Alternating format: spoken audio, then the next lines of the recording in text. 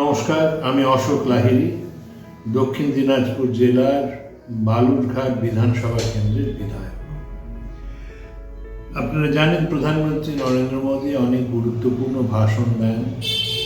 ওই ভাষণের মধ্যে তার অনেক কিছু চিন্তাধারার প্রতিফলন দেখা যায় এবং গুরুত্বপূর্ণ বিষয়ে তার মতামত আমরা জানতে পারি। সেরকম কিছু গুরুত্বপূর্ণ ভাষণের একটা সংকলন তৈরি করেছেন আমাদের শ্রী রথীন্দ্র ঘোষ।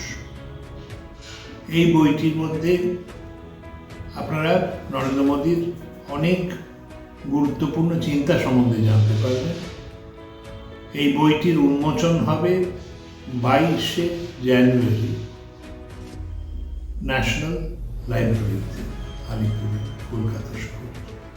আপনাদের আহ্বান জানাবো, আসুন দলে দলে এই উন্মোচনে যোগদান করুন এবং বইটি পড়ে আমরা নরেন্দ্র মোদী কী ভাবে ও কী মতামত সেগুলো জানতে